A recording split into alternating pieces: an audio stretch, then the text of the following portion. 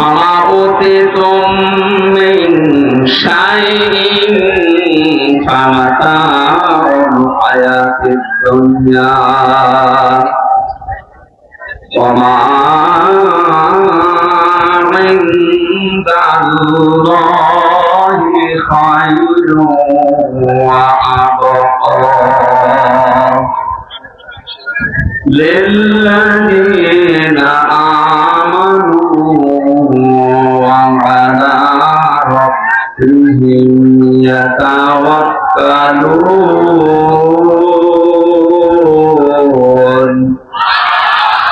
صدقت يا ربنا. عن أبي هريرة رضي الله تعالى عنه قال قال النبي صلى الله عليه وسلم الدنيا جيفة وقالبها كلاب رواه ابن ماجه.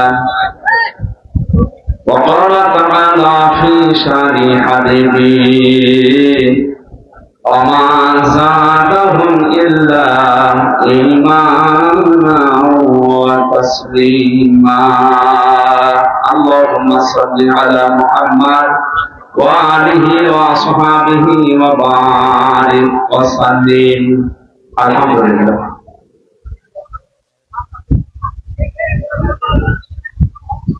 নওগাঁ জেলার বদলগাছি থানার অন্তর্গত বামনপাড়া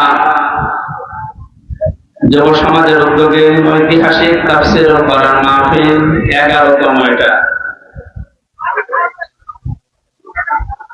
মহতী আয়োজনের সম্মানিত সভাপতি বিশিষ্ট আলেমে দ্বীন জনাব মাওলানা ইয়াসিন আলী, সম্মানিত পরিচালক জামাতে ইসলামী বাংলাদেশের পাহাড়পুর ইউনিয়ন পরিষদ বদলগাছি নওগাঁ, সম্মানিত আমির জনাব মাওলানা কামরুজ্জামান, মাহফিলের প্রধান অতিথি শাইখুল মাশায়েখ, বিশিষ্ট ইসলামিক চিন্তাবিদ জয়পুরহাট জেলা জামাতের শ্রদ্ধাভাজন আমির, আমাদের সকলের শ্রদ্ধাভাজন ব্যক্তিত্ব জনাব ডাক্তার ফজলুর রহমান সাইদ সাহেব, মঞ্চে বসা আছেন অন্যান্য উলামায়ে কেরাম, এতক্ষণ যারা কথা বললেন মাওলানা ইয়াসিন আলী, মাওলানা রেজাউল করিম সহ নাম না জানা অন্যান্য উলামায়ে কেরাম, সামনে বসা মুসলমান ভাইরা, পর্দার আড়ালের সম্মানিত মা এবং বোনেরা, প্রাণপ্রিয় নওগাঁবাসী, আল্লাহর দরবারে শুকরিয়া জানাচ্ছি আমাদের বুকের উপর থেকে বিশাল এক পাথর যিনি নামিয়ে দিয়েছেন। খুশি হয়ে বলছি আলহামদুলিল্লাহ। আর একবার বলেন তো আলহামদুলিল্লাহ।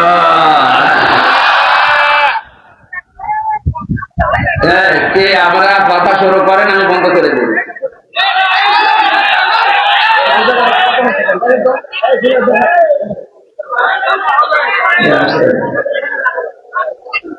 এই যে এই চেয়ার গুলো একটু পিছিয়ে দেন, এই চেয়ার গুলো একটু পিছিয়ে দেন, একটু পিছিয়ে দেন, একটু পিছিয়ে, আর একটু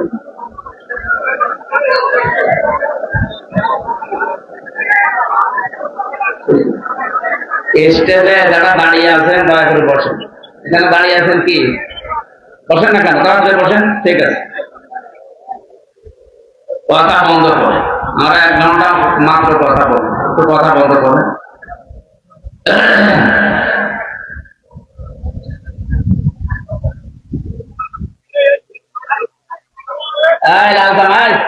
ঠিক আছে,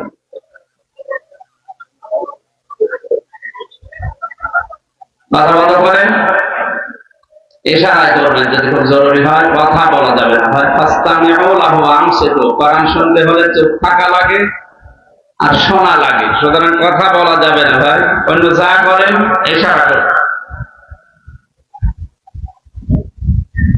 যাদের মাধ্যমে জেলামি সাহেব বলছিলেন, যাদের মাধ্যমে আল্লাহ এই অর্জন আমাদেরকে দিলে, তাদেরকে দেশে অনেকে এখনো পর্যন্ত শহীদ এই শব্দটা বলতে রাজি না। এটা কত বড় হীনমন্যতা, ওরা তো আসলে বাস্তবতায় পড়েনি, এই কারণে টের পাচ্ছে। শহীদ এই শব্দটা যে কত দামি, এই শব্দ নিয়ে যারা আজ উল্টা পাল্টা ফতোয়া দিচ্ছে তাদেরকে আহ্বান জানাচ্ছি। কোরআনে কারিমে আল্লাহ জানিয়েছেন যারা শহীদ হয় তারা মারা গেছে কথা বলা নিষেধ। মুখের উপরে আল্লাহ 44 ধারা জারি করে দিয়েছেন, মুখের উপরে আল্লাহ পাক নোটিশ দিয়েছেন, ওয়ালা তাকুলু লিমা ইয়াকতালু ফি সাবিলিল্লাহি আমওয়াত বাল আহয়াউ ওয়ালাকিন লা তাশউরুন। সূরা বাকারার 154 নম্বর আয়াতে আছে আল্লাহ পাক বলেন মুখ দিয়ে কথা বলা যাবে না, বিশেষ করে যারা শহীদ হয়েছে, আমি আল্লাহর রাস্তায় জীবন দিয়েছে, এরা মারা গেছে, কথা বলা নিষেধ। কে বলছেন বলেন তো? কি আশ্চর্য, এত ডিস্টার্ব হয়েছে। হ্যাঁ, আপনি একজনকে চুপ করতে বলতে আর সমস্যা, আপনি কথা বলবেন চুপ করেন। আরে এই যে লাইট মারেন কেন, লাইট বন্ধ করেন।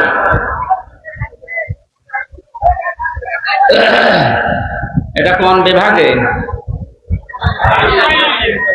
এদের তো সমস্যা থাকার কথা না, আর একটু পার হলে না সমস্যা তো। আপনারা যদি এরকম ডিস্টার্ব করেন তাহলে রংপুর বিভাগের মানুষ কি করবে আপনি টের পাচ্ছেন?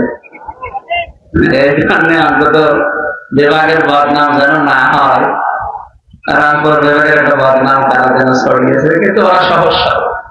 ওদেরকে আপনি যাই বলেন না কেন মফিজ, কিন্তু ওরা সহজ সরল। ওরা গরিব মানুষ, নবীদের হাদিস জমে যায়, গরিব মানুষ ধনী মানুষের 500 বছর আগে জান্নাতে যাবে। এজন্য আপনারা একটু চুপ করেন ভাই। আবার শেষবারের মতো বলছি, একটু ধীর স্থির ভাবে শোনেন। আমি গতানুগতিক কথা বলি না, আমি যেখানে কথা বলি চিন্তা করে ওখান থেকে কিছু বের করা যায় কিনা। কারণ কথা যা বলার, যা আমরা শোনার, কোরআনের বাকি সব বিষয় বলে দিচ্ছে, কোন বিষয় তিনি বাদ দেন। এটা একটু স্থির থাকে ভাই। তাহলে যারা শহীদ হয় তারা মারা গেছে এ কথা বলা নিষেধ, মুখ দিয়ে কথা বলা যাবে না, যেহেতু মানুষ মুখ দিয়ে কথা বলে, এই জন্য আল্লাহ মুখের উপরে এই নোটিশ দিচ্ছে। দ্বিতীয় নম্বরে কি, মানুষ হৃদয়ে কল্পনা আনতে পারে, ধারণা করতে পারে যে লোকটা মারা গেছে, আল্লাহ ধারণার উপরে নোটিশ দিয়েছে। ওয়ালা তাহসাবান্নাল্লাযীনা কুতিলু ফি সাবিলিল্লাহি আমওয়াতা বাল আহয়াউ ইনদা রাব্বিহিম ইরযাকুন।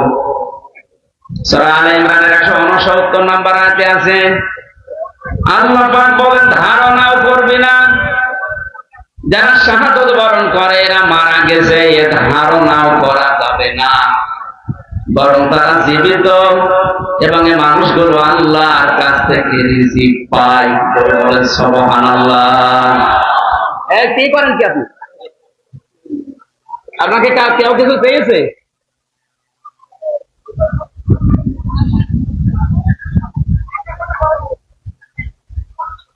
না, এইভাবে তো কথা বলা যায় না।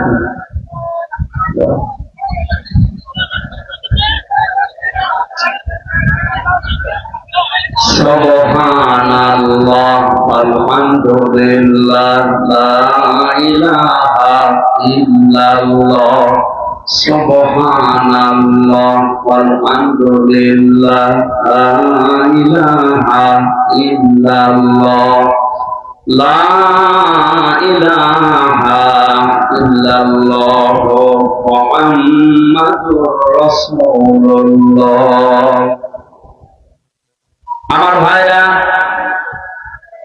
এটা যে মানুষগুলোর মাধ্যমে আজকের পরিবেশ আমরা পেলাম, মাত্র 2 মাস আগে এখানে আসতে চেয়েছিলাম, সঠিকভাবে আমি আসতে পারিনি, পর থেকে ঘুরে চলে গেছি। অথচ সেই ময়দানে আল্লাহ যাদের মাধ্যমে এই সুন্দর পরিবেশ তৈরি করে দিলেন, তাদেরকে যেন শাহাদাতের সর্বোচ্চ মাকাম আল্লাহ দান করেন, বলেন আমিন। রাষ্ট্রের দায়িত্ব যারা নিয়েছেন আহ্বান জানাচ্ছি তাদেরকে, বিশেষ করে ডক্টর মোহাম্মদ ইউনূস সহ যারা দেশের জন্য দ্বিতীয় স্বাধীনতায় জীবন দিলেন, পঙ্গত্ব বরণ করে এখনো পর্যন্ত হাসপাতালের বেডে কাতরাচ্ছে, প্রত্যেক পরিবারে আমার মনে হয় কমপক্ষে রাষ্ট্রের পক্ষ থেকে এখন যেভাবেই হোক 5 লক্ষ করে টাকা পরিবারে দেওয়া দরকার। আর প্রতি পরিবারে যে কোনো একজনকে হলেও তাদের একটা কর্মসংস্থান রাষ্ট্রের পক্ষ থেকে এই মুহূর্তে করা দরকার। যদি বলেন টাকা নেই, দরবেশের টাকা নেই, কোথায় গেল? নিয়ে আসেন দরবেশের টাকা। এই টাকাগুলো দিয়ে হলেও আমার মনে হয় এই মানুষগুলোর সচরাচর কিছু চলে ফিরে খাওয়ার মতো করা দরকার। এদের কারণে আজ আমরা মুক্ত ভাবে কথা বলতে পারছি। গত 2 দিন আগে বাংলাদেশ জামাতে ইসলামী কুষ্টিয়া জেলা শাখা রদ্দাবাজান আমির অধ্যাপক মাওলানা আবুল হাশেম অনেক কুষ্টিয়ার 500 আলেমকে ডাক দিয়েছিলেন। সব ধরনের আলেমরা এসেছিলেন। প্রায় 2-3 ঘন্টা পর্যন্ত আলোচনা ওখানে হয়েছে, 8 মিনিট 10 মিনিট করে করে। এই যে 30 সেকেন্ডের ভেতরে যেটা বললাম, এটা শোনার পরে কি মনে হচ্ছে বলেন? 500 আলেম এক জায়গায়, কোনো পাহারাদার নেই, কোনো পুলিশ নেই, কোনো গোয়েন্দা নেই, শুধু আলেমেরা। অথচ আগস্টের 5 তারিখের আগে যদি 500 না 5 জন এক জায়গায় হতে দিত, কত রকমের কথা উঠতো বলেন তো। যেখানে গোপন ষড়যন্ত্র হচ্ছে, এখানে জঙ্গের তৎপরতা চালানো হচ্ছে, অথচ 500 এক জায়গায় কোনো ফতোয়া নেই। এই সুন্দর অবস্থান যিনি তৈরি করে দিলেন, অবশ্যই আল্লাহ তৈরি করে দিয়েছে এই ছাত্র ছাত্রী ভাইদের মাধ্যমে। বৈষম্য বিরোধী ছাত্র আন্দোলন, এই শব্দটা, এই যে বৈষম্য, এটা কিন্তু কোরআনে কারিমে আল্লাহ জানিয়েছেন। কারা এটা তৈরি করেছিল, উদ্ভাবন করে কাজে লাগিয়েছে আমি জানি না। সংস্কার যখন আরম্ভ করছেন, সংস্কার শুরু হয়ে গেছে। আমার আহ্বান থাকবে অতি তাড়াতাড়ি জালেমদের যারা দোষর ছিল এই মানুষগুলোকে এক্ষুনি সংস্কার করা লাগবে। এই 2 দিন 3 দিন পরে পরে দেখবেন নতুন নতুন একটা করে ইস্যু বানাবে, আমি আনসার, আমি অমুসলিম। এমনকি 2 দিন পরে ওরা পতিতাদেরকে রাস্তায় নামাবে।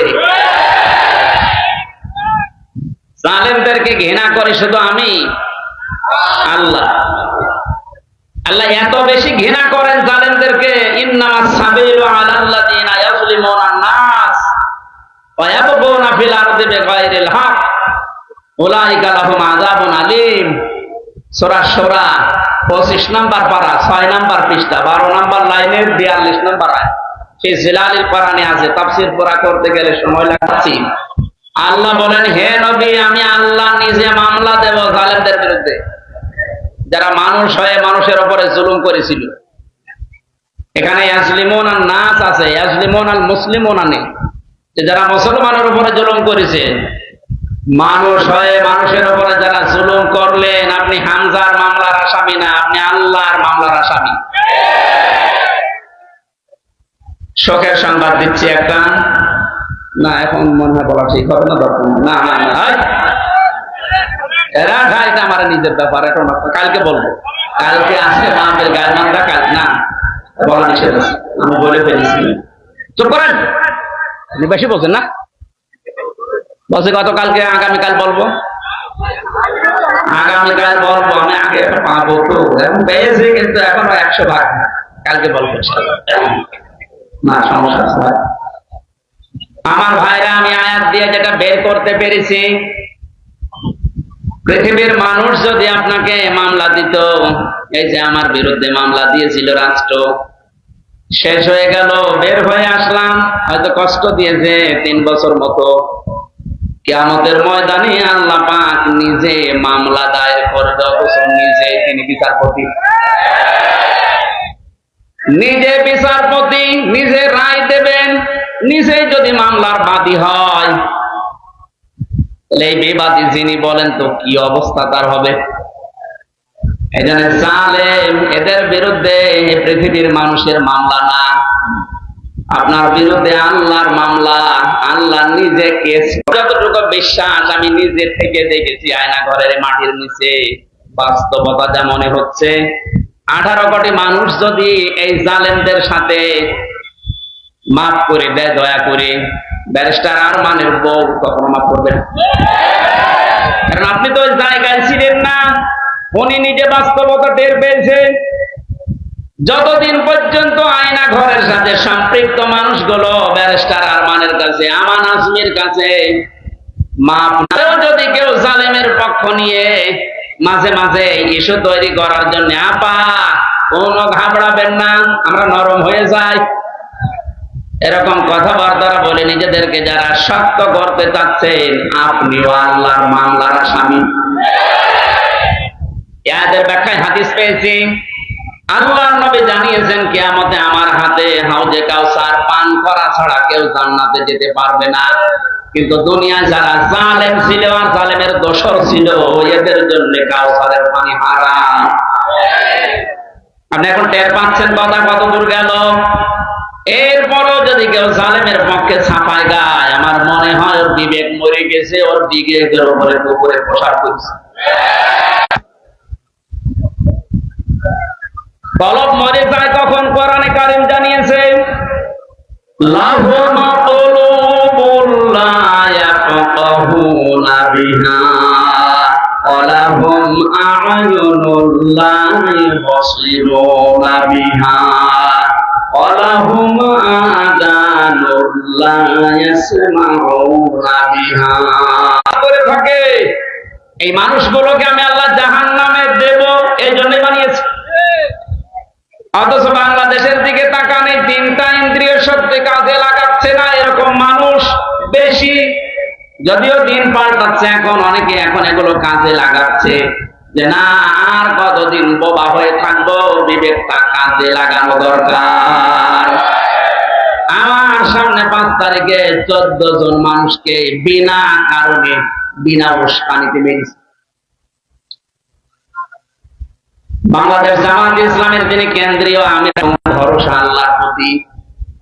আমি যে কোরআন হাতে নিয়ে বলতে চাই, এই বাংলাদেশে যদি কেউ টাটকা জিন্দা আল্লাহর ওলি দেখতে চায়, ডাক্তার শফিকুর রহমানের দিকে তাকাবেন। কোন সন্দেহ নেই উনি ওলি, নির্ভেজাল ওলি। অনেক ওলির ভেতরে তো ভেজাল আছে, ওনার সাথে বাস্তবে মিশে আমি যা দেখলাম ওইটা বলছি। তো প্রতিদিন 3-4টা করে হাজিরা দিয়ে এসে রাত 9টা-10টায় ঢুকতো কারাগারে।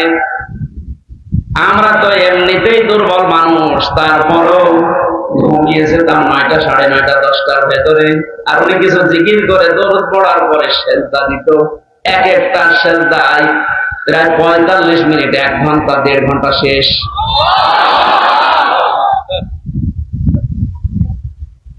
উনি দেশের শহীদ পরিবারকে প্রত্যেককে 2 লক্ষ করে টাকা বাংলাদেশ জামাত ইসলামীর পক্ষ থেকে দেওয়া আরম্ভ অলরেডি করেছে।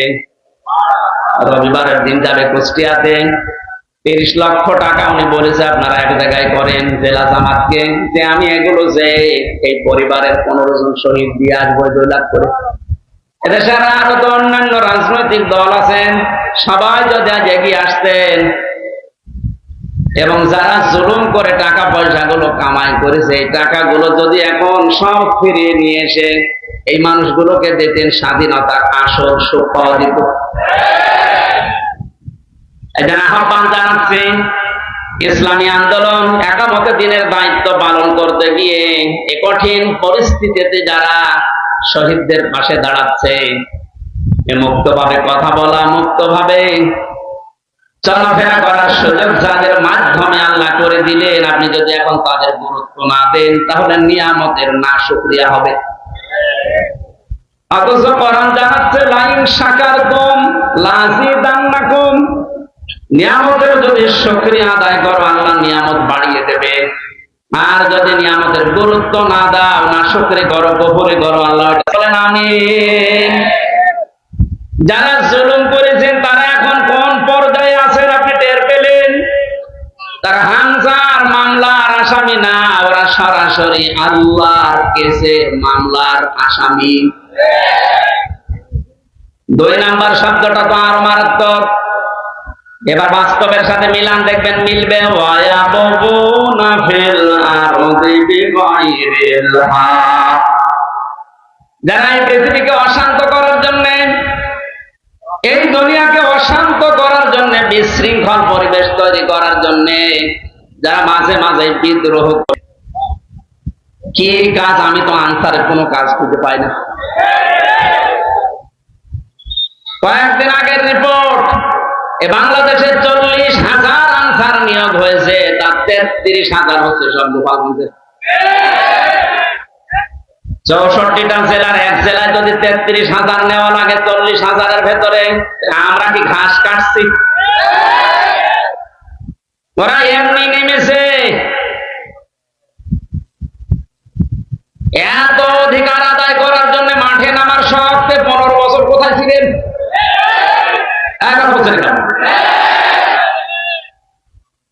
দায়িত্বে তিনি এখন আছে ডক্টর মোহাম্মদ ইউনূসকে আমরা আহ্বান জানাবো, পুলিশ ছাড়া যদি 5 তারিখের পর থেকে আজকের দিন পর্যন্ত চলতে পারে, আনসার ছাড়া হয়ে চলবে, কোনো দরকার নেই।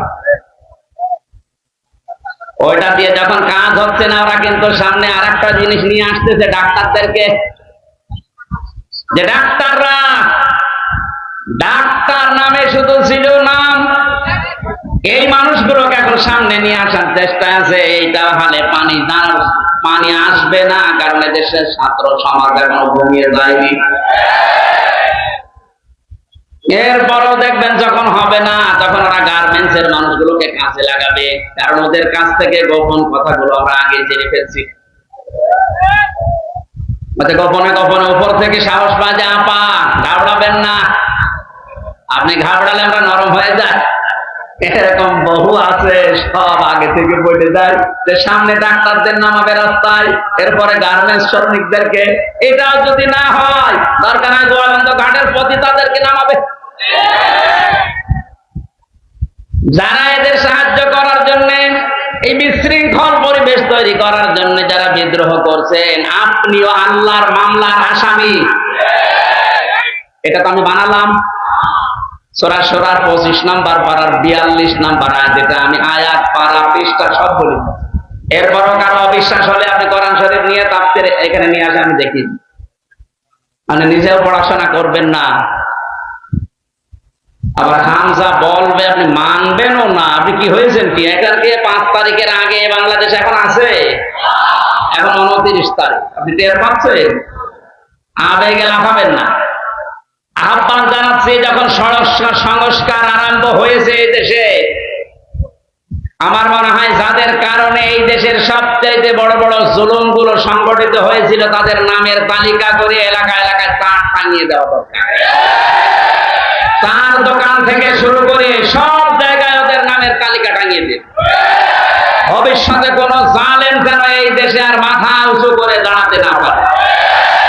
ওরা আসবে আবার ফিরে। কয়েকটার অবস্থা দেখে মনে হচ্ছে জালেমরা ফিরবে না, না, ওরা কিন্তু জাতে মাথা। তাহলে ঠিক, আজকে একজন বক্তব্য দিয়েছে জালেমের যে আমরা জাতে মাথা, তাহলে ঠিক আছে।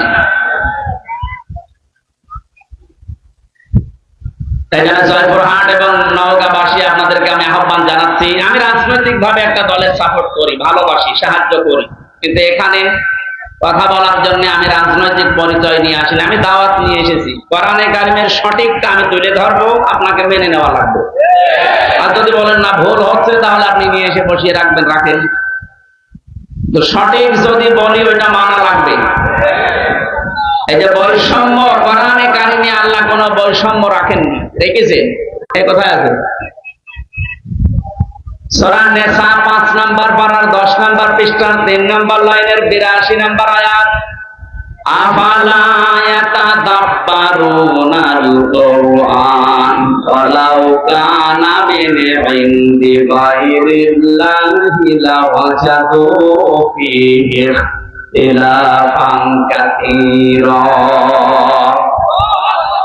আল্লাহ পাক বলেন, কি হয়েছে তোদের? কেন আমার কোরআন নিয়ে চিন্তা ভাবনা করিস না? আমি আল্লাহ কোরআনে যত বক্তব্য দিয়েছি, পারস্পরিক বিরোধী কোন বক্তব্য কোরআনে কারিমে নেই। এটা যে আমি আল্লাহর কালাম, এটা তার 1 নাম্বার পরিচয়। বলেন সুবহানাল্লাহ। বৈষম্য বিরোধী ছাত্র আন্দোলনে যারা নেতৃত্ব দিয়েছে, আমি 500-র উপরে নাম পেয়েছি। যতগুলো মানুষের কথা শুনছি, প্রত্যেকেই চায় যে বৈষম্য যা আছে সব যেন দূর হয়ে যায়। কথা বলে না কেন? ওরা কোরআনে কারিমের এই আয়াতটা এর বাংলা অর্থ যদি জেনে থাকে, কালকে যে গণজনের বক্তব্য শুনেছি, ওরা চায় এই দেশে কোনো বিষয়ে যেন বৈষম্য আর না থাকে। আমরা এইটা চাই। কোরআন ও কারিমে আল্লাহ এইটাই দিয়েছেন। দূর হওয়া যখন আরম্ভ হয়েছে, যাদের দ্বারা বদনাম হয়ে গেল এ দেশটার, যাদের দ্বারা প্রশাসনের বদনাম হয়ে গেল, যাদের দ্বারা বিচার ব্যবস্থার বদনাম হয়ে গেল, একটাকেও যেন ছাড় দেওয়া না হয়। কারণ জালেমকে ছাড় দেওয়া মানে মাজলুমের উপরে জুলুম করা। রিমান্ডে যারা আল্লাহর পর্যন্ত ভুল ধরেছিল দেখেছিলাম, অথচ নামে মুসলমান। বিচার ব্যবস্থায় যারা উল্টা পাল্টা, বিসি আলাদা করে ফেলেছে। ওনাকে কাঠ গড়ায় দাঁড়িয়ে বলতে যে মারবেন, মারে যাবেন, আর বিসি খেয়ে নেবেন।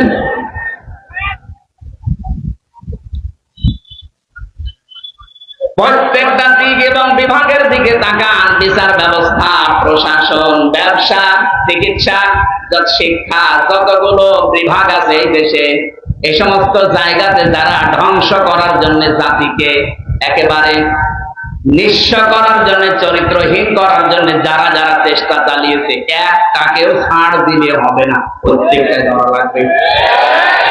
এগুলো ওখান থেকে অপসারণ করেন খুব তাড়াতাড়ি। বাংলাদেশের 64 জেলার ডিসি, এসপি, টিওনো, ওসি সকাল হতে হতে এদেরকে বাদ দিয়ে ওই জায়গায় অন্য কাউকে বসান। এগুলো সব জালেমের দোষর ছিল। কথা বলে না কেন?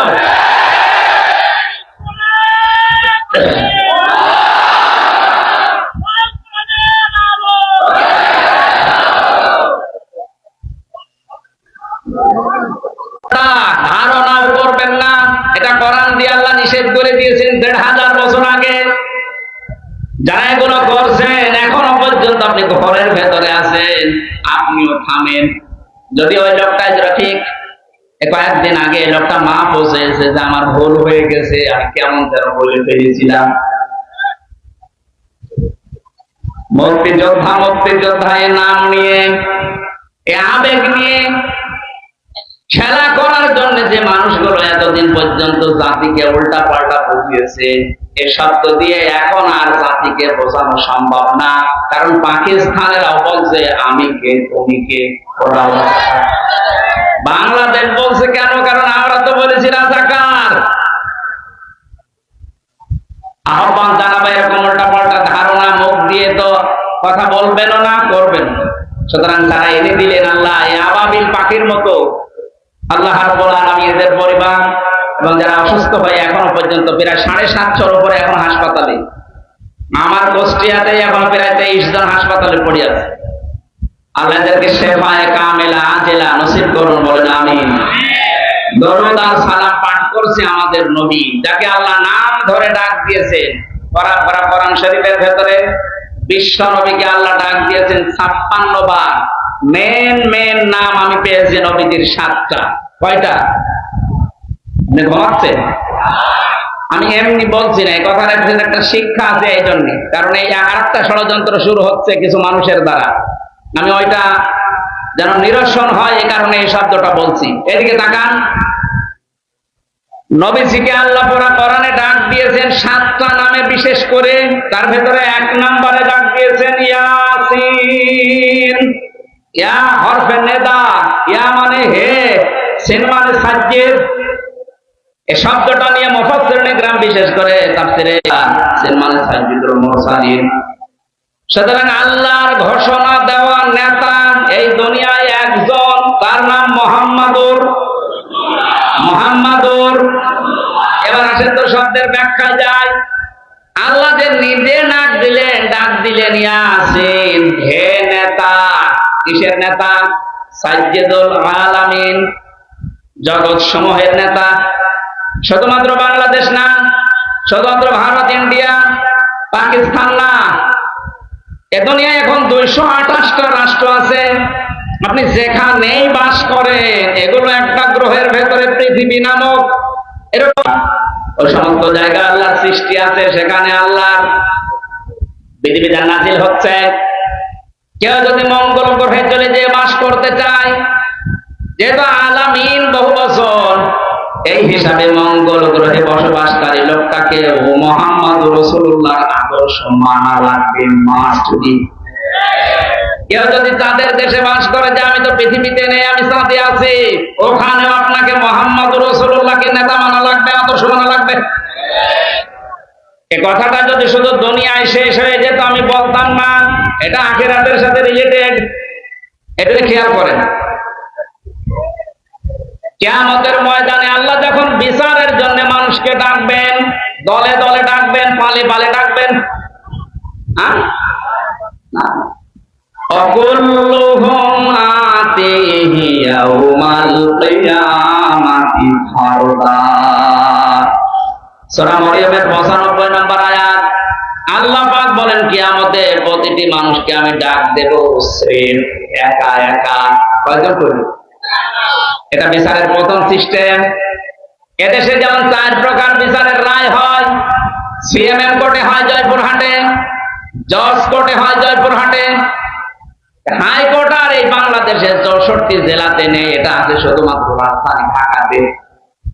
হাইকোর্টের রায় যদি কারো বিপক্ষে যায়, সে বলতে পারবে না রায় আমি মানি না, এতটুকু তার বলার ক্ষমতা আছে যে আমি আরো উপরে যাব, আমি ন্যায় বিচার পাইনি। একা একা ডাকবেন, কি করবেন সেটা 5টা বিষয় ওখানে আছে। দ্বিতীয় নম্বরে বিচারের সিস্টেমে এবার আল্লাহ আপনাকে আর ধাপে একা ডাকবে না, ভালো করে খেয়াল করে। ইয়াউমা নাদউ কুল্লা উনাসিন বিইমামিহিম।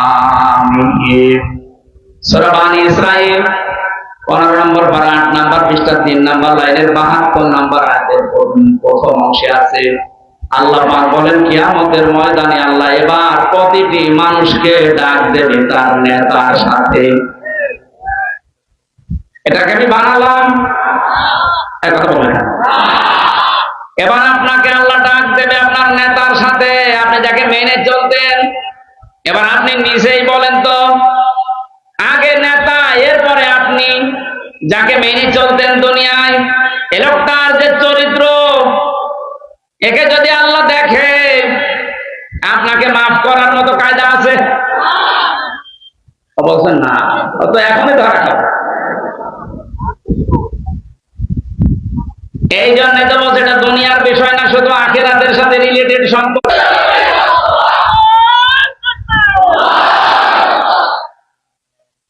এখন যদি বলেন রাসূলুল্লাহ তো নেই, তাহলে নেতাকে আর মানবো না। না, সূরা নিসা 59 নম্বর আয়াত। এই এদিকে তাকান। ইয়া আইয়ুহাল্লাযীনা আমানু আতিউল্লাহা ওয়া আতিউর রাসূলা ওয়া উলিল আমরি মিনকুম। ওহে যারা ঈমানের দাবি করো, আমাদের ঈমান আছে না নেই? এখানে কোন বেঈমান আছেন? হ্যাঁ, হাত তোলেন তো বেঈমান থাকলে। একজন বেঈমান, ওনারে আমি বাদ দিলাম, বাকি যারা আছেন সব ঈমানদার। এই একটু খেয়াল করে, ডাক দিয়ে বললেন আতিউল্লাহ, এটা ফেল, এটা ভার্ব, ক্রিয়া। আল্লাহ পাক বলেন আমি আল্লাহর আনুগত্য করো, আমি আল্লাহর বিধান মেনে চলো, কোনো প্রশ্ন করবা না, কারণ তোমার বুঝে আসতে না পারে আমার বিধান, কিন্তু আমি আল্লাহ তোমার উপকারের জন্য দিয়েছি। দ্বিতীয় নম্বরে আতিউর রাসূলা, রাসূলের আনুগত্য করো। কার? বলেন বলেন। এই যে আতিউ শব্দটা আল্লাহ নিজের নামে আর রাসূলের নামে দিয়েছেন, কিন্তু উলিল আমর এদের আগে আল্লাহ আতিউ দেয়নি। আমি শত তাফসীর মিলিয়েছি, মুফাসসিরিন ইকরাম সবাই একমত, আল্লাহ রাসূলের আইন মানা লাগবে, আল্লাহ রাসূলের আনুগত্য করা লাগবে, কোনো প্রশ্ন করা যাবে না। কিয়ামত পর্যন্ত যদি রাসূলুল্লাহ থাকছেন না, ওনার পরে যদি কাউকে নেতা মানতে হয়, কারণ নেতৃত্ব মেনে চলতে হয়, কাউকে যদি আদর্শ বানাতে চান, আপনি কাউকে সামনে রাখতে চান, অবশ্যই মাস্ট বি আপনাকে দেখা লাগবে ওই লোকটা আল্লাহ রাসূলকে মেনে চলে কিনা। এবার আপনি এতদিন পর্যন্ত যাই ভুল ভাল পথে ছিলেন, এবার মিলান। যারা আল্লাহ রাসূলকে মানে না তাদেরকে মানা হারাম। কথা বলেন, এটা শুধু কি সামিয়ানার নিচে বাইরে নিয়ে যাবেন? এটা বাইরে নিয়ে যাওয়ার সময় এখনই। আল্লাহ রাসূলকে যারা মানে না, সে যেই হোক, ওটা আমার বাবা হলেও আমি মানি না, ওটা আমার স্বামী হলেও আমি মানি না। কারণ আল্লাহর ঘোষণা দেওয়া নেতা দুনিয়ায় কয়জন? আল্লাহ একজনকে দিয়েছেন, ইয়াসিন। হে নেতা, এটা কিন্তু নামাজের মতো ফরজ। নামাজ পড়া যেমন ফরজ, রাসূলুল্লাহর নেতৃত্ব মেনে নেওয়া কি? এটা দুনিয়ায় কেউ যদি রাজনীতি মনে করে মুখ ফিরিয়ে চলে যায়, কি হবে বলেন এবার তাদের? আমি যেটা হবে সেটা শোনাচ্ছি। যারা কোরআনের কিছু মানে, নামাজ, রোজা, হজ, যাকাত মেনে নিয়েছে, কিন্তু কোরআনে কারিমে আল্লাহ জিহাদের কথা দিয়েছেন, এটা মানে না, জঙ্গি বলে তাড়িয়ে দেয়। দিন কায়েমের কথা বলেছে, ওটা মানে না, রাজনীতি মনে করে ফেলে দেয়। এই মানুষগুলোর জন্য কি হবে তারা তাকান। সূরা বাকারা 85 নম্বর আয়াত, আফাতুমিনুনা বিবাযিল কিতাবি ওয়া তাকফুরুনা বিবায ফামা জাযাউ মান ইয়াফআলু যালিকা মিনকুম ইল্লা খিzyun ফিল হায়াতিদ দুনিয়া ওয়া ইয়াউমাল কিয়ামাতি ইউরাদ্দুনা ইলা আশাদ্দিল আযাব। ইলা আখির আয়াত। আল্লাহ পাক বলেন, আমার কোরআনের কিছু নিয়ম নীতি মানবা, আর কিছু নিয়ম নীতি মানবা না, উল্টা পাল্টা ধারণা করবা, অবিশ্বাস করবা। তোমাদের জন্য দুনিয়ার জীবনে লাঞ্ছনা, গঞ্জনা, অপমান, জেল, জুলুম, এগুলো আমি দিয়ে কিন্তু ভরে দেব। এই জন্য আজ যারা কোরআনের কিছু মানছেন, কিছু মানছেন না, তাদের জন্য দুনিয়ার জীবনে অপমান অপেক্ষা করছে, আর মরণের পরে আল্লাহ কঠিন আযাবের দিকে তাদের নিয়ে যাবে। দ্বিতীয় নম্বরে, আজ হাজারো মানুষকে আমরা এই কোরআনের চোখ লাগিয়ে দেখতে পাচ্ছি, ওরা আল্লাহ রাসূলের বেলায় প্রশ্ন তোলে না, কিন্তু উলিল আমরের বেলায় এসে আর ঠিকঠাক থাকে না। আরে ভাই, এইটাও তো ফরজ। হযরত ওমর একবার চিঠি পাঠিয়েছিলেন বিবাহ অনুষ্ঠানে। সাদ ইবনে আব্দুল্লাহ রাদিয়াল্লাহু তাআলা আনহু বিবাহ অনুষ্ঠানে তিনি কবুল বললেন, মিষ্টি দেওয়া হয়ে গেছে, বিশেষ করে খেজুর দেওয়া। হঠাৎ করে এক কাছের দূত এসে চিঠিটা হাতে, হচ্ছে আমার খলিফা, আমার আমির। আল্লাহ রাসূলকে মেনে চলা যেমন ফরজ, এই আমিরকেও মেনে চলা ঠিক ওই রকম ফরজ। কারণ যতক্ষণ পর্যন্ত আমির আল্লাহ রাসূলকে মেনে চলে, ততক্ষণ তাকে মেনে চলা ফরজ। হযরত ওমর যেহেতু আল্লাহ রাসূলকে মেনে চলে, এই জন্য তাকে এখন মেনে চলা কোরআনের আয়াত অনুযায়ী কি হারাম। এরপরও যদি কেউ না বোঝার ভান করে থাকেন, এদিকে আসেন। আশা করছি আপনি বুঝেছেন। এখন সব শব্দের অর্থ করতে গেলে সময় হবে না। আমি এক কথা এটা বোঝালাম যে আল্লাহ পাকের ঘোষণা দেওয়া নেতা দুনিয়ায় একজন, তিনি আমাদের নবী। ধারণা, কোরআনের এই আয়াতে আল্লাহ যত কথা আমাদেরকে জানাতে চেয়েছেন, পৃথিবীর এই জমিনটা নিয়ে আল্লাহ একটা তথ্য দিয়েছেন যে দুনিয়ার জীবনটা আসলে কি। এর পরবর্তী শব্দগুলো আল্লাহ আমাদেরকে যেটা বোঝাতে চাই, আমরা তাফসীরের মাধ্যমে বোঝার চেষ্টা করছি ইনশাআল্লাহ। আল্লাহ পাক বলেন, ফামাতাউল হায়াতিদ দুনিয়া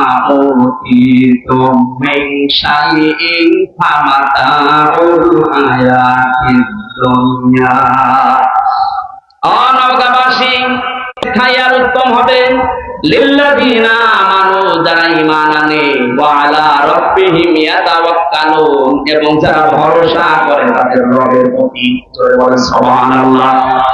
এবার আমরা একটা ব্যাখ্যার দিকে যাচ্ছি তাফসীর আকারে। পৃথিবীর জমিনটাকে আল্লাহ বুঝিয়েছেন এটা ভোগের একটা জায়গা, একটা সামগ্রী।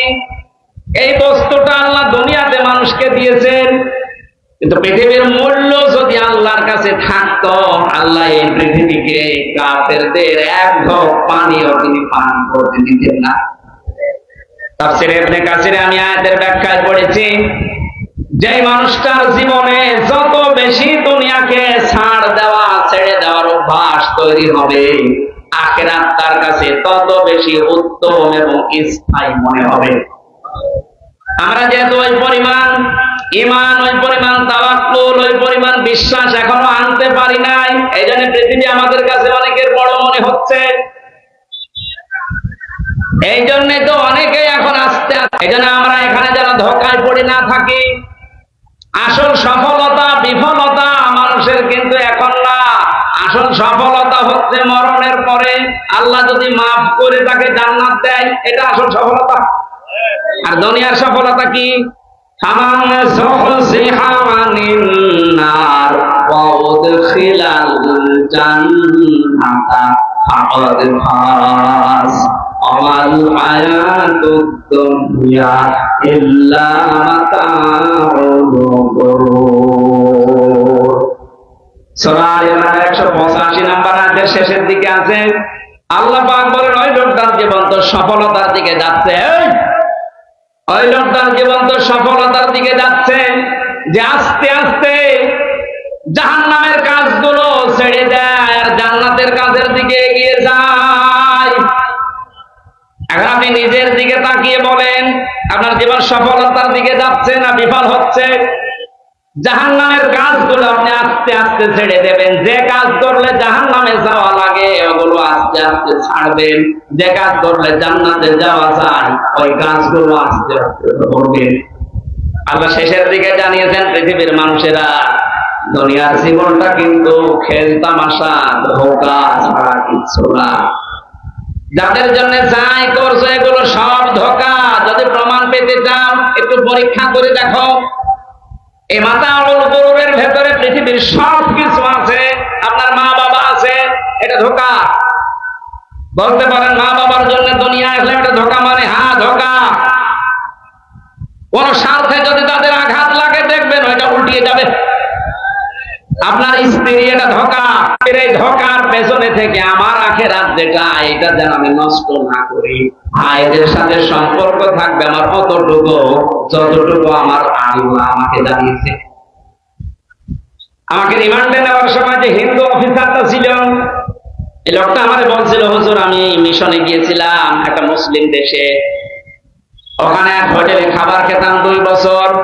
ওদের ভাষাটা আমি আয়ত্ত করে ফেলেছি। দিয়েছেন হোটেলের বয়, ও পানি নিয়ে এসে দেয়, তরকারি নিয়ে এসে দেয়। একটা কথা হলো, ওই লোকটা আমার ভাষা দিয়ে ওই হিন্দুকে বুঝিয়েছে যে আপনি কি, কোথায় বাড়ি এবং কি কোন ধর্মের লোক আমি জানি না, তবে আমরা কোরআনে কারিমের যে বিষয়গুলো বুঝেছি। সূরা তাগাবুনের 14 নম্বর 15 নম্বর আয়াতটাকে নাকি পড়ে শুনিয়েছিল। কোরআনে কারিমে আল্লাহ জানিয়েছেন, ইয়া আইয়ুহাল্লাযীনা আমানু ইন্না মিন আযওয়াজিকুম ওয়া আওলাদিকুম আদুওয়াল লাকুম ফাহদারুহুম ইলা আখির আয়াত। ওহে যারা ঈমানের দাবি করো, ভালোভাবে সাবধান হও। তোমাদের স্ত্রী, তোমাদের সন্তানাদি মাল এগুলো কিন্তু মাঝে মাঝে তোমাদের শত্রু হয়ে দাঁড়াবে।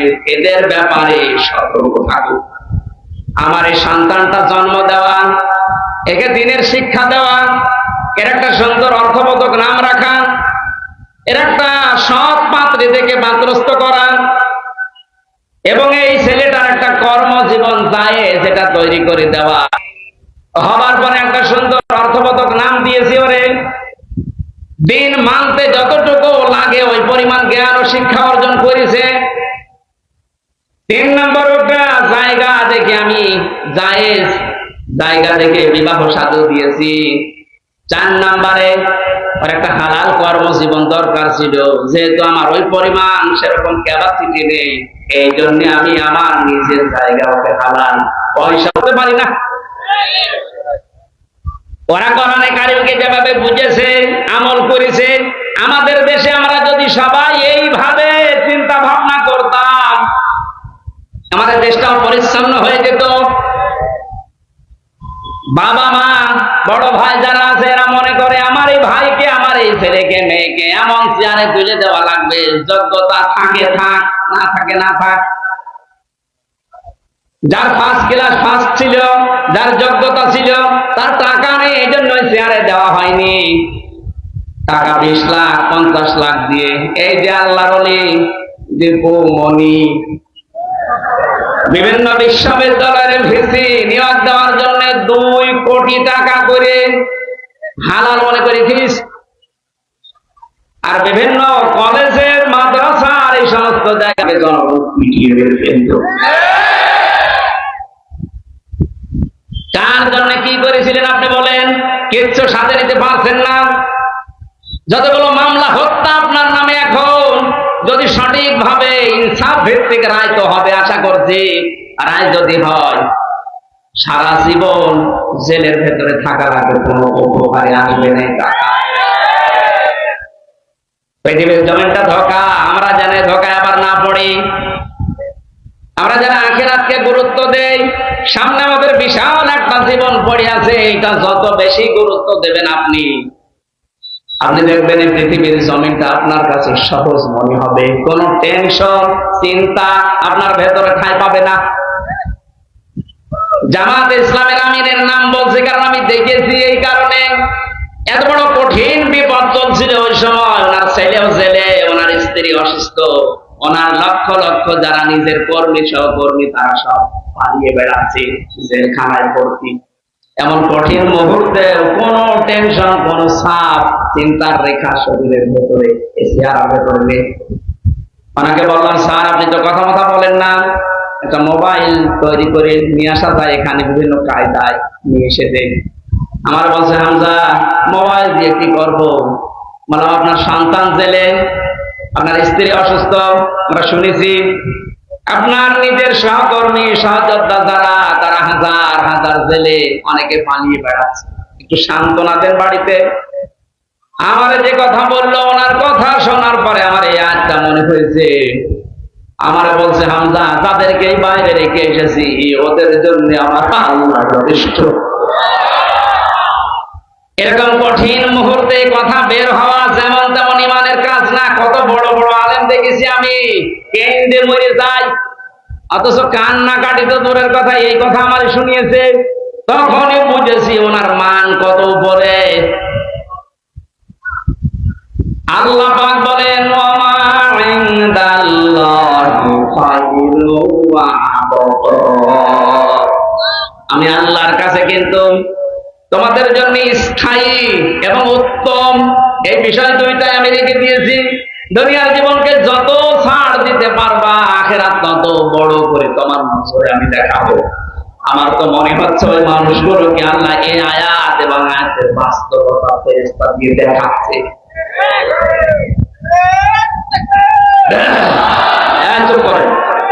দুইটা গুণ এখানে আমরা পেয়েছি। আল্লাহ বলেন, সবাইকে আমি দেব না। দেখেন তো আপনার ভেতরে আছে কিনা। লিল্লাযিনা আমানু, যারা ঈমান আনে। প্রশ্ন আসতে পারে, আমার ঈমান নেই। আছে, আপনার ঈমান আছে কিনা এবার দেখেন।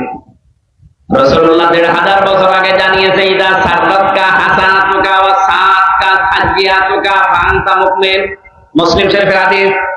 নবীজি বলেন, তোমার ভালো কাজ যদি তোমাকে আনন্দ দেয়, আর অন্যায় অবৈধ বিবেক বহির্ভূত যে কাজ আছে, সমাজ বিরোধী, ইসলাম বিরোধী, মানবতা বিরোধী, এরকম কোন কাজ যদি তোমার সামনে হয় আর তুমি যদি কষ্ট পাও, তাহলে বুঝবা তোমার ঈমান আছে।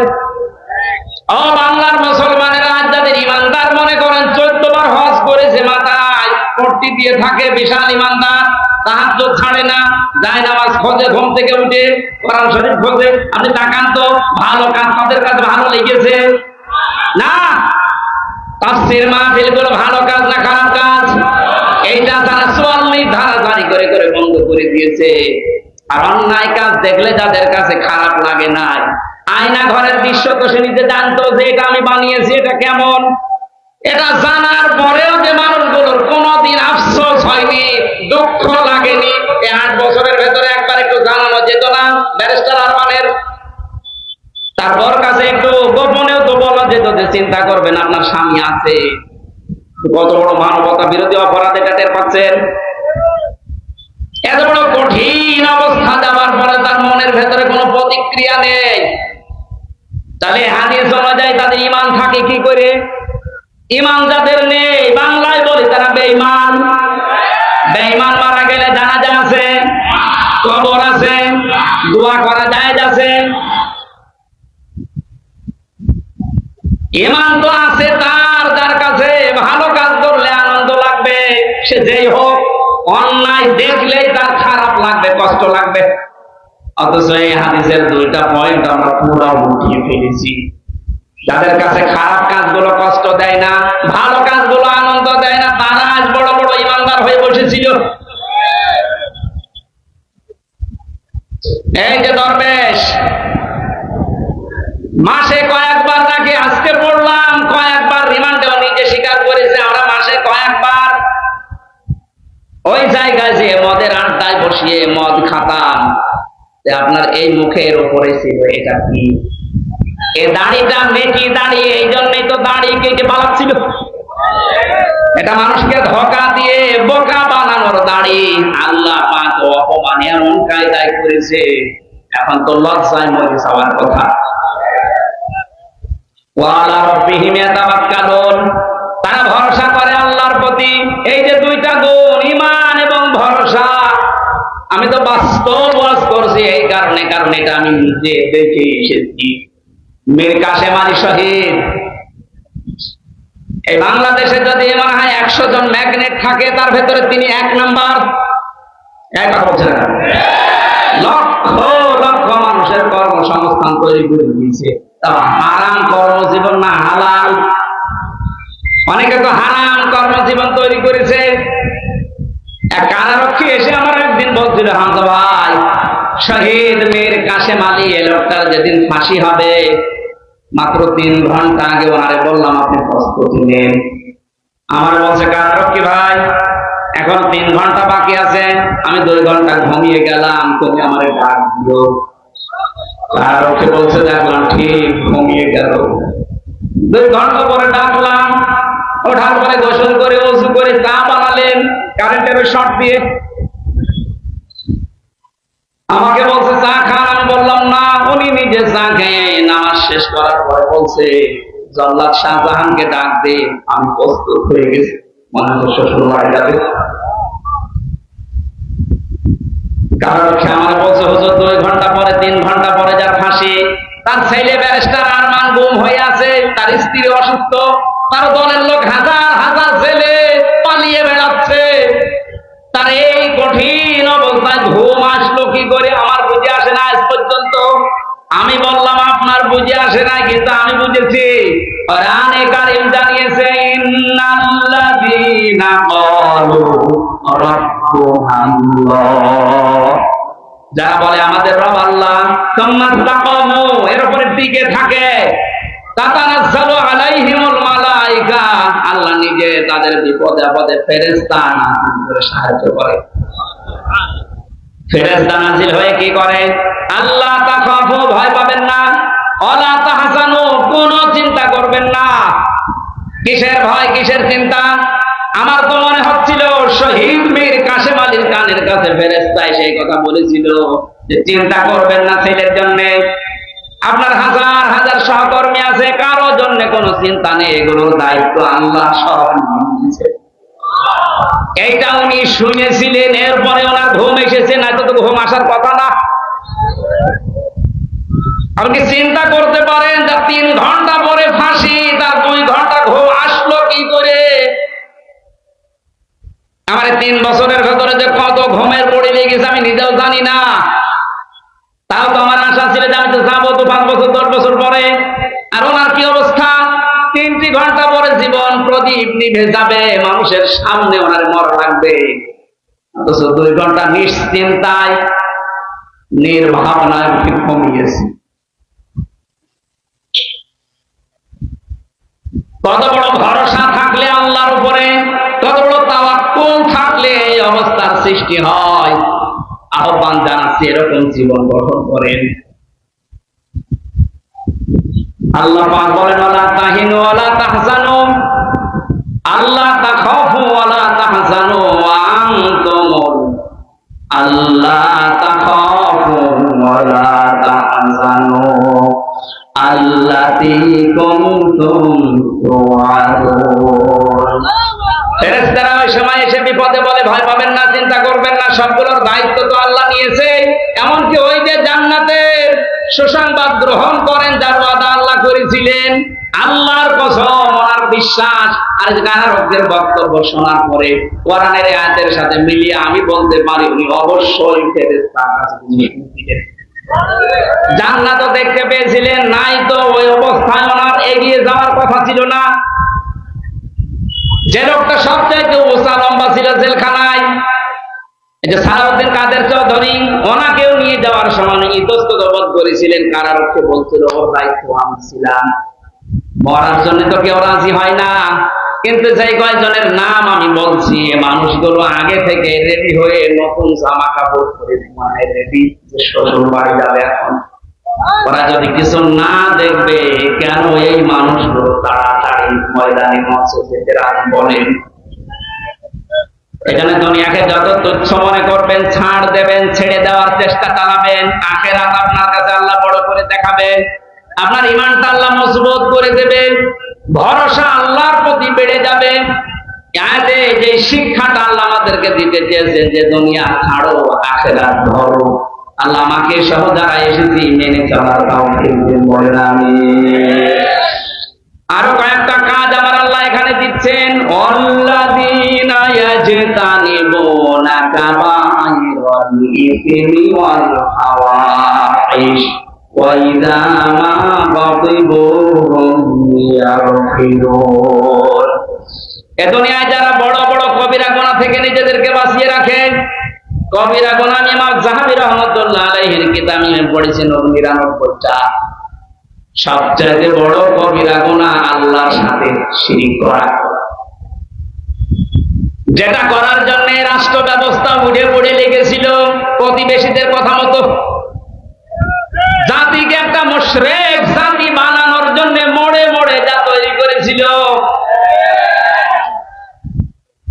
আমার মনে হয় 1:30টার পরে উনি যখন উড়াল দিয়েছে, বিকাল 5টা আস্তে আস্তে দেশে আর একটা শিল্প অন্তত ওনার নাম ছিল না। আমার কুষ্টিয়ায় যেটা ছিল, বিকাল 5টা আস্তে আস্তে মাটির সাথে তো মিশিয়েছে, আবার কেউ কেউ যে মুখের উপরে ওটা দিয়ে পোশাক করিস। কি করলেন আপনি? এই যে কোটি কোটি টাকা খরচ করে একটা মানুষের জিকির করে একটা মানুষকে প্রতিষ্ঠা করার জন্য চেষ্টা চালালেন। আল্লাহ তো এটা চায় না, আল্লাহ চায় যে সব জায়গায় আল্লাহর জিকির হয়। কথা বলেন না, এটাকে আমি বানালাম। আল্লাহ যে চায় তার জিকির সব সময় উপরে থাক। কালিমাতুল্লাহি হিয়াল উলিয়া, আল্লাহ পাক চায় যে সব জায়গায় তার নাম উপরে থাকবে। এই জন্যই তো এত অপমান, এত অপদস্থ, এত লাঞ্ছনা। এখান থেকে যদি শিক্ষা না নিয়ে আগামীতে যারা আসবে, তারা যদি আবার ওই জায়গায় আল্লাহর নাম না দিয়ে বিভিন্ন মানুষকে ওই জায়গায় তুলেন, সময় আসবে আপনাকে আল্লাহ অপমান করবে। এই জন্য আপনি আশা করছি আপনারা শিক্ষা নেবেন যারা আসেন। একটা মানুষের আলোচনা বাংলাদেশে যত বেশি হয়, আল্লাহর আলোচনা, আল্লাহর জিকির যদি ওই পরিমাণ আমরা করতে পারতাম, এই 15-16 বছরে আমরা সবাই আল্লাহ দিয়েছিলাম। কবিরা গুনাহ যেগুলো আছে একটা একটা করে বেঁচে থাকা লাগবে জীবন সফল করার জন্য। 2 নম্বরে যারা অশ্লীল কাজ থেকে নিজেদেরকে বাঁচিয়ে রাখে। অশ্লীল কাজ কি? মোবাইল যাদের আছে, সবার সামনে দেখলে যেটা লজ্জা পান আর গোপনে দেখলে যেটা আনন্দ পান, এই মুহূর্তে এটা ডিলিট করা লাগবে। এটা ফাওয়াহিশের ভেতরে অন্তর্ভুক্ত। বাইরে যেটা দেখা যায় নেই, মোবাইলের ভেতরে দেখা যায়। একটা মেয়ে লোকের পর্দা, মুখমণ্ডল, হাতের কবজি, পায়ের পাতা বাদ দিয়ে পুরা শরীর ঢেকে রাখা লাগবে। কথা বলেন, এমন পোশাক পরেছে যার দিকে তাকানো যাচ্ছে না, ওইরকম পোশাক যদি সামনে পরে কেউ দাঁড়ায়, আপনার দেখা জায়েজ আছে, ওটা মোবাইলে জায়েজ আছে। কথা বলেন, এই জন্য এরকম কিছু যদি কারো থাকে এই মুহূর্তে ডিলিট করে ফেলেন। 14 জন মহিলার সাথে আপনি দেখা করতে পারবেন, তাও ওই মহিলাদের মুখমণ্ডল, হাতের কবজি আর পায়ের পাতা সহ পুরা শরীর ঢেকে রাখা লাগবে। কয়জন বলেন? আমি তথ্যগুলো এনেছিলাম, আপনি এখানে মিলিয়ে নেন, কাজে লাগবে। যাদের মোবাইল আছে বলেন। আজকে থেকে আমল শুরু করা লাগবে, শুধু শোনা না। সূরা নিসার 22 নম্বর আয়াতের তাফসীর থেকে বলছি, এই 14 জন মহিলার সাথে দেখা করা জায়েজ আছে। তার ভেতরে নিজের মা, এটা আপন মা, অনেকে নাম ডাকা মা আছে, হবে না। নিজের আপন মা হওয়া লাগবে, দুধ মা, খালা, ফুফু, শাশুড়ি, বোন, দুধ বোন, দাদি, নানি, নাতনি, মেয়ে, ভাইয়ের মেয়ে, বোনের মেয়ে আর পুত্রবধূ। কয়জন হলো? এই 14 জনের ভেতরে একজনের নাম বাদ গেছে, বলেন তো কে? হ্যাঁ, স্ত্রী। স্ত্রীর সামনে কোনো পর্দা নেই। আর বাকি এই যে 14 জনের নাম বললাম, এদের সামনে আপনি দেখা করতে পারবেন, কিন্তু মুখমণ্ডল, হাতের কবজি, পায়ের পাতা ঢেকে রাখা লাগবে। ওরা যদি বয়স্ক হয় তাহলে চুল ও পর্দার অন্তর্ভুক্ত, কিন্তু স্ত্রীর চুল স্বামীর কাছে পর্দার অন্তর্ভুক্ত। কথা বুঝতেছেন?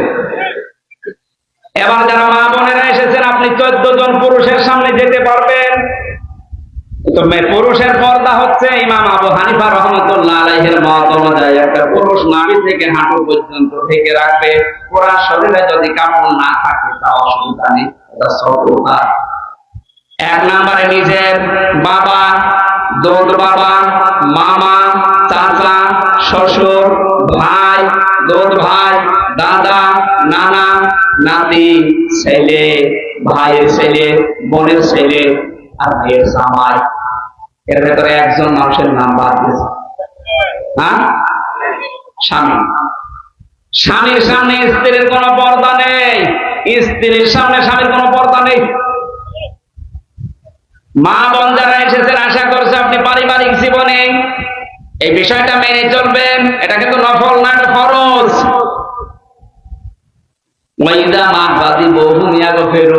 আল্লাহ বলেন, ওদের যখন রাগ হয় ওই মানুষগুলো কঠিন মুহূর্তে মাফ করে দেয়। এটা চূড়ান্ত পর্যায়ে আজ দেখেছেন বাংলাদেশ জামাত ইসলামের আমির। তাছাড়া কেউ দেখাতে পারছে না, অনেকে লুটপাট আরম্ভ করেছে, প্রতিশোধের উপরে প্রতিশোধ নিচ্ছে। কিন্তু এই লোকটাও তো প্রতিশোধ নিতে পারতো। এক কথা বলছে না, ওনার মতো বিপদে তো আপনি পড়েননি। ওনার ছেলে এখনো জেলখানায় বিনা কারণে, আর ওনারে মামলা দিয়েছে হিন্দাল সার্পিয়া, জীবনে নামই শুনিনি। আমি যে প্রথমে বলছিলাম না একটা কথা বলবো, শেষে মনে করলাম কালকে বলবো, বলে ফেলি। আমার মামলা থেকে সব আমি আসার সময়, মঞ্চে আসার আগে 10 মিনিট আগে শুনলাম যে আমার মামলা সব খারিজ হয়ে গেছে, সব বাদ, কারণ কোনো তথ্য পাইনি। আলহামদুলিল্লাহ, কঠিন মুহূর্ত চলছে এখন। উনি যেহেতু মাফ করার ঘোষণা দিয়েছে, সাধারণ ক্ষমা, আমরা যারা আছি আমরা এখন অত্যাচারিত হয়েছি। কোরআনে আছে, যতটুকু অত্যাচারিত হয়েছিল অতটুকু যদি করো তাহলে দোষ হবে না। তারপরে যেহেতু আমাদের অভিভাবক, আমাদের মাথার তাজ, উনি সাধারণ ক্ষমার ঘোষণা দিয়েছে, আমরাও মাফ করে দিলাম। কিন্তু আপনারা নিজেদেরকে নিজেরা মাফ করতে পারবেন না, কারণ যা করেছেন এটা তো আপনি নিজেকে নিজেরা মাফ করতে পারবেন না। আজকে আকিজ গ্রুপের মালিক আমাকে কল দিয়ে বলেছিল, আপনার এই মামলার কারণে, আপনি যেহেতু আমাদের কাছে চাকরি করতেন মসজিদের খতিব হিসাবে, আপনার মামলার আয়ুষে ছিল মিজানুর রহমান আর শেখ ইমরান এএসপি, ওরাই 5 তারিখের আগেও আমাদের কাছে টাকা নিয়েছে। খালি মাঝে মাঝে আসতো আর 1 লাখ 2 লাখ 5 লাখ করে টাকা নিয়ে যেত, মনে হচ্ছে টাকা ওরা আমার কাছে পায়। এই মিডিয়ার ভাইরা যারা এসেছেন, আপনাদেরকে আমি 2-1টা কথা, খুব গুরুত্বপূর্ণ কথা বলছি। 1 নম্বরে, এই আজকের এই মাগরিবের আগ পর্যন্ত বিভিন্ন জায়গা থেকে একটা নাম্বারে, আমি জেল থেকে বের হওয়ার পর থেকে টাকা নেওয়া আরম্ভ করেছি। বলছো হুজুর অসুস্থ, অথবা হুজুরের ডেট খালি আছে, এ মাসে এরকম 10টা আছে, অথবা উনি ত্রাণ দিতে যাবে, একটা টাকা পাঠান, এই সমস্ত কথা বলে 10-20। আজ নওগাঁ এই ধামুরহাটের এক লোক আজকে দেখা করলো, ওর কাছে 35,000 টাকা নিয়েছে। আমি নাম্বারটা বলছি, একটু মিলিয়ে দেখবেন। এইরকম নাম্বারে যদি সারা দেশে এটা ছড়িয়ে দেবে। এই লোকটার নাম রানা দাস, হিন্দু, এ বাড়ি কুমিল্লা মুরাদনগরে। আমি জিডি করেছিলাম কুষ্টিয়া থানায়, কিন্তু থানায় দৌড়ে গেছি, থানার নেই। এরপরে ডিজিএফ এর প্রধান যিনি এখন দায়িত্বে আছে উনি আজকে কথা বললো, আমি ওনার নাম্বারটা দেবো। আপনাদেরকে সতর্ক হওয়ার জন্য বলছি এই নাম্বারে। এখন যদি আবার আজকেও নাকি একজনের কাছে, আমি নিজে কল দিয়েছিলাম একবার, আমারে বলছে টাকা পাঠান। টাকা পাঠান মানে বলছে আমি আমির হামজা বলছি। আরে শয়তান, এই নাম্বারটা একটু লিখে নেন তো, আর ছড়িয়ে দেবেন যাদের ফেসবুক আছে বেশি ফলোয়ার, তারা ছড়িয়ে দেবেন। 01834049716। আমি আবার বলছি 01834049716। এ হোয়াটসঅ্যাপে কথা বলে, সরাসরি কথা বলতে চাই। আমার ভিডিও কিভাবে কাটছাট করে কম্পিউটারের মাধ্যমে মানুষকে দেখায় যে এই যে হুজুর কথা বলছে, টাকা পাঠান। আর মানুষ আবেগে পাগল, 10, 20, 30, 40 হাজার পাঠাতে আমার হয় 8-10 লাখ টাকা এইভাবে খেয়েছে, আরো বেশি হবে। আমার কাছে যদি টাকা চাইতে পারে বলেন ও কার কাছে চাই। সুতরাং এটা আজকে কাটছাট করে 1.5-2 মিনিটে আপনি ছড়িয়ে দেন, আপনার উপকার হবে, জাতীয় বাঁচবে। আমি মাইকের সামনে বলছি ভাই, আমি টাকা পয়সা কোনোদিন কাউকে বলি না কে কি টাকা দেয়, কারণ আমার অধিকাংশ টাকা আমি একামতের দিনের জন্যই খরচ করি। সুতরাং এটা যেহেতু আমার বাবাকে মাকে দেওয়া লাগে না, সেই হিসাব আমার টাকার দরকার নেই। আমার বাবার যা আছে, আমার যা আছে, আমার চলার মতো আছে। আমি যেন একামতের দিনের এই দায়িত্বটা নিজের ফরজ দায়িত্ব মনে পালন করতে পারি, এইটার জন্য আপনারা সাহায্য। কাউকে একটা টাকাও দেবেন না আমার নামে, 1 টাকা না। যদি আমার বাবাও এসে বলে না টাকা দেওয়া নিষেধ, টাকা দিতে চাইলে সরাসরি আমার হাতে, আর আমি টাকা নিই না। সবাই জানে বাংলাদেশে আমি ওইভাবে টাকা আগে থেকে কারো কাছে নেই না। মাহফিল করার পরে আপনি যা দেবেন না দিলে অসুবিধা, তাই বলে আবার ঠকাইবেন, মানে গাড়িটা তো ভাড়াটা তো দেবেন। ঠিক আছে ভাই, এটা ছড়িয়ে দেওয়ার কারণে জাতির উপকার হবে। না তো এ সিটার, এটা কত বড় সিটার, বহু সিটারি করে খাচ্ছে। আল্লাহ পাক আমাদেরকে দুইটা আয়াতের যতটুকু বলেছে আমি সহ যারা আসলাম আমল করার তৌফিক দিন, আমিন। আল্লাহুম্মা আমিন। লা ইলাহা ইল্লা আনতা সুবহানাকা ইন্নী কুনতু মিনাজ জালিমিন। এই মোনাজাতটা বসে করেন, বসেন বসেন বসেন। আমি মুসাফির অবস্থায় আছি, মোনাজাতটা বসে করেন। আমি জেলখানায় থাকতে মেয়েদের নিয়ে দাম্পত্য জীবন সম্পর্কে 2টা বই লিখেছিলাম। আমার এই যে ডানে গাড়ি আছে মঞ্চে, এখান থেকে নিয়ে মেয়েদেরকে পড়াবেন, বিশেষ করে মাকে, মেয়েকে, বউকে। লা ইলাহা ইল্লা আনতা সুবহানাকা ইন্নী কুনতু মিনাজ জালিমিন। রব্বুল আলামিন, বড় আশা নিয়ে গভীর রজনীতে আমরা হাত তুলেছি, জীবনের অপরাধগুলো মাফ করে দাও। কোরআনে কারীম সবার জন্য যারা চাঁদর পাখির মতো বসে আছে, আল্লাহ তাআলা এদেরকে হযরত ওমরের মতো হেদায়েত দিয়ে দাও। বুকের উপর থেকে বিশাল এক পাথর তুমি নামিয়ে দিয়েছো আল্লাহ। সবচাইতে বড় শান্তি পেতাম যদি দেখতাম তোমার আইন দিয়ে আমাদের ভূখণ্ড বাংলাদেশ চলছে। জীবনে বহু মোনাজাত করেছি আল্লাহ তাআলা, বড় আশা নিয়ে আমরা মোনাজাত করছি তোমার কাছে। তুমি নিজে জানিয়েছো উদউনি আস্তাজিব লাকুম, আমাকে ডাকো আমি ডাকের সাড়া দেব। আয়াতকে 100 ভাগ বিশ্বাস করে আমরা ডাক দেই। রব্বুল আলামিন, দেশের অধিকাংশ মানুষ চায় যে তোমার আইন দিয়ে দেশটা চলুক, চর্মচোখে যেন দেখতে পারি বাংলার সংসদ কোরআন দিয়ে চলছে। যে মানুষগুলো ইখলাসের সাথে দায়িত্ব পালন করছে, আল্লাহ তাআলা যে মানুষগুলোর কুরবানি তোমার পছন্দ হচ্ছে, একামতের দিনের দায়িত্ব পালন করার জন্য সব কিছু যারা ছেড়ে দিয়েছে, দুনিয়াকে যারা তুচ্ছ মনে করে, আল্লাহ তাআলা ওই মানুষগুলোকে তুমি সুস্থ রাখো, ভালো রাখো, আরো ইখলাস বাড়িয়ে দাও, ওদের আখিরাতে বিশাল ঘর তুমি তৈরি করে দাও। মা বোনেরা পর্দায় থাকার তৌফিক দাও, স্বামী সোহাগিনী বানিয়ে দাও। আমরা যারা অসুস্থ আছি আমাদেরকে শেফায়ে কামেলা আজেলা দান করো। মিডিয়ার যে ভাইরা কোরআন প্রচারের জন্য, নবীর হাদিস প্রসারের জন্য কষ্ট করে, আল্লাহ মিডিয়ার উপরে তোমার খাস রহমত নাযিল করো। এদেরকে তুমি অন্যায় কোন কাজে জড়িয়ে দিও না, ইসলাম প্রচারের জন্য মাধ্যম হিসাবে কবুল করে নাও। বিশেষ করে রাজশাহী তাজিব সেন্টার রস টিভি সহ, মুসলিম টিভি সহ, আমি নাম অনেকের জানি না, যারাই কোরআন প্রচারে ব্যস্ত আছে, আল্লাহ এদের ব্যবসা বাণিজ্যে বরকত দিয়ে দাও। হক কথাগুলো সঠিকভাবে ছড়িয়ে দেওয়ার তৌফিক এদেরকে দান করো। এ মাহফিলের আয়োজন করতে গিয়ে তোমার যে বান্দারা শ্রম দিয়েছে আল্লাহ, মনের ভেতরে যার যে কামনা বাসনা আছে পূরণ করে দাও। যে ঘর বানানোর জন্য এরা উদ্যোগ নিয়েছে, তোমার এই ঘরের যত প্রয়োজন আল্লাহ তুমি মিটিয়ে দাও। মাহফিলের প্রধান অতিথি ডাক্তার ফজলুর রহমান সাহেব সহ সভাপতি, পরিচালক সহ যত আলেম এখানে এসেছে, মাওলানা রেজাউল করিম, মাওলানা ইয়াসির আরাফাত, যত আলেম এসেছে আল্লাহ আলেমদেরকে তুমি বাঁচাও, তাদের সম্মান মর্যাদা তুমি বাড়িয়ে দাও। আমার কণ্ঠটা তুমি ভিক্ষা দাও, কথা বললে আমার গলা ব্যথা হয়ে যায়। জেলখানা যারা কি খাওয়িয়েছে, কি দাওয়িয়েছে তুমি দেখেছো, শরীর এখন আমার স্বাভাবিক হচ্ছে না। আল্লাহ তোমার কাছে ভিক্ষা চাচ্ছি, আমার শরীরটা তুমি সুস্থ করে দাও, আমার কণ্ঠটা তুমি ভিক্ষা দাও। আল্লাহ তাআলা আমার জ্ঞান মেহেরবানি করে তুমি বাড়িয়ে দাও। সহজ সরল ভাষায় কোরআনের কথাগুলো তোমার বান্দা বান্দীদের কাছে পৌঁছাতে পারি তৌফিক দাও। মরণ আসলে যেন এই কথা বলতে পারি, লা ইলাহা ইল্লাল্লাহু মুহাম্মাদুর রাসূলুল্লাহ।